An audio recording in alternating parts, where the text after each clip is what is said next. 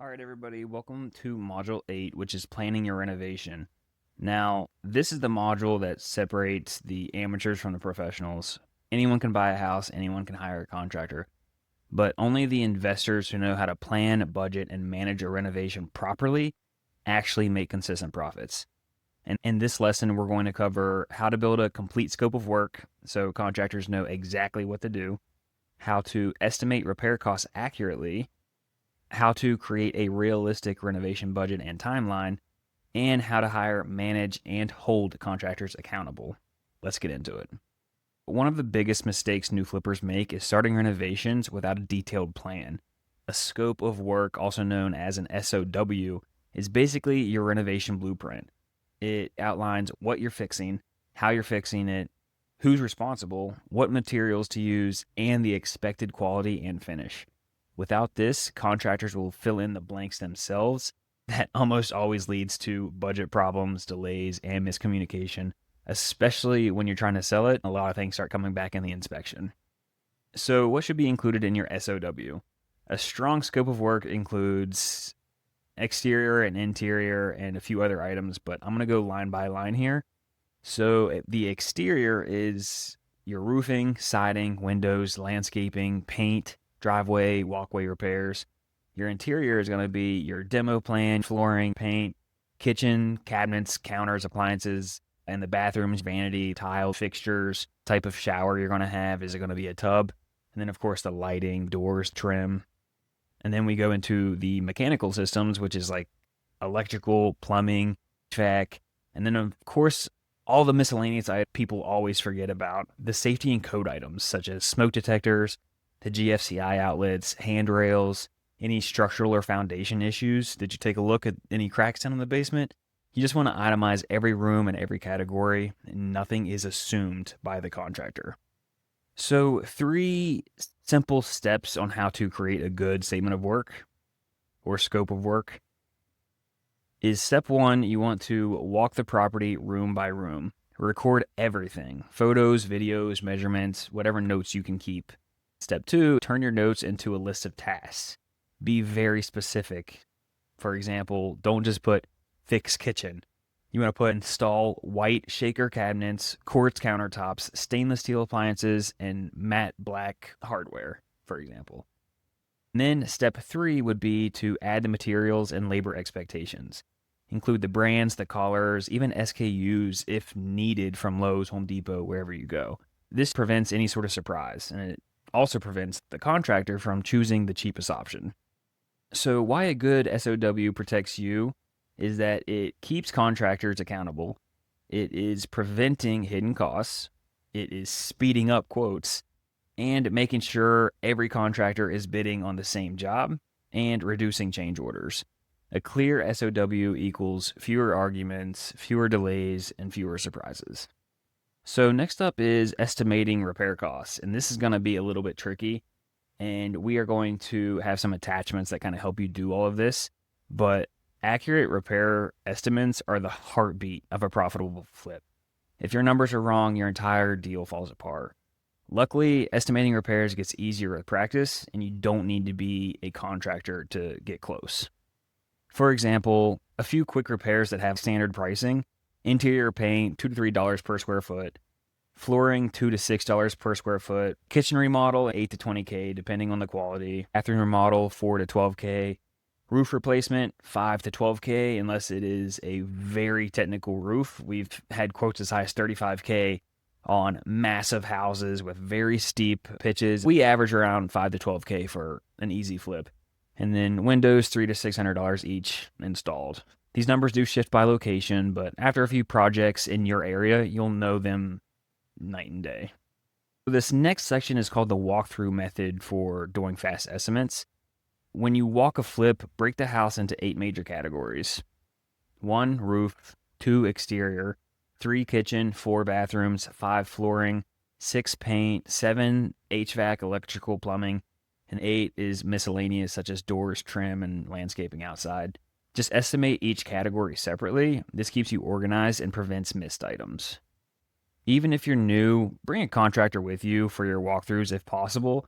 The more you walk with experienced tradespeople, the faster your own estimates will improve. Things will definitely go wrong. Walls always hide surprises. Add 10 to 15%, as I mentioned previously, as a buffer in your rehab costs. Experienced investors don't use contingency money, but they always budget for it. Once you have your repair estimate, it's time to build your budget and timeline. This is where you transform your SOW into a real plan.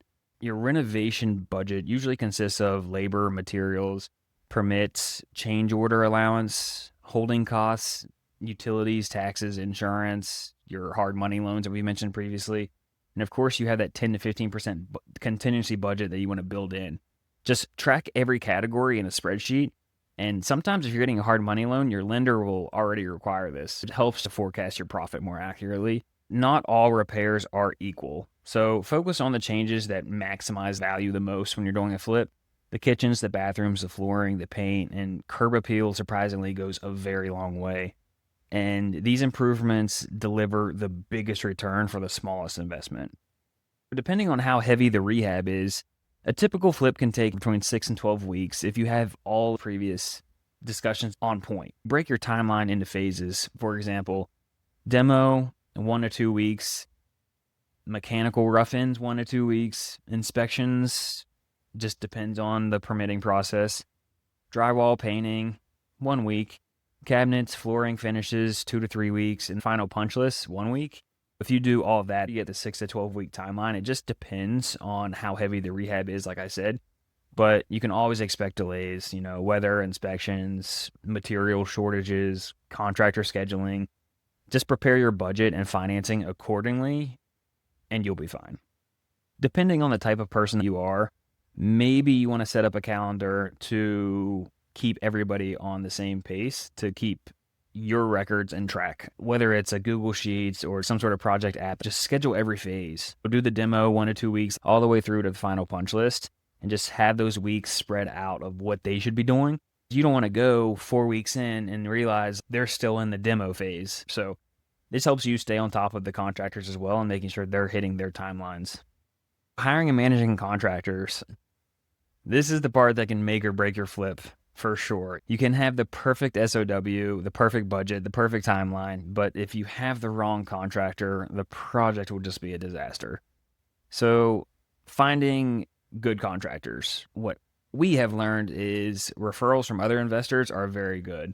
Go to real estate meetups, look at the Facebook contractor groups, check Google reviews. There are other external sites like Angie's List and Home Advisor that try and, recommend you certain contractors as well in those trades.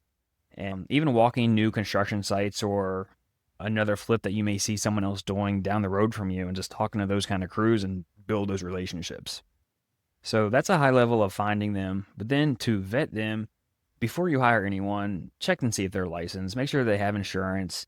Ask for previous work photos, even references. If they have Google reviews, even better. And ask if they've done fix and flip type of projects, or are they the type of contractors that they're just doing a one-off deck for someone's house and don't really do the day-to-day rehab and understand the timelines. You want the contractors to understand the speed, the budget discipline, and investor-friendly pricing, because they know that if they're going to be getting recurring work from you, they'll give you a better price. So once you have all of that and you have a few contractors that you've met, you've vetted and all of that, you start getting bids. And this is where your SOW becomes essential, because you give the same SOW to every single contractor. When each bid is based on the same plan, you can compare them apples to apples. Always get at least 3 bids, unless you've been using the same contractor for a while and you trust them to an extent to where, okay, this is how we're going to do, that's reasonable, let's roll. When it comes to contractors and payment structure, never, and I mean never, pay large amounts up front. The payment structure should look like this. Small deposit to start, 10 to 20%, then progress payments tied to milestones, and the final payment only after walkthrough and punch list completion. Put everything in writing. The timeline, payment schedule, materials list, finish level, and even penalties for major delays if you want. So after that has all been done, here's where most new flippers fail. They're too hands-off. Managing the contractors during renovation is a completely different animal. Successful investors visit the site multiple times a week. They text or call daily for updates. They hold trades accountable for timelines. They approve materials before installation and inspect work before making payments. Think of yourself as the project manager because you are.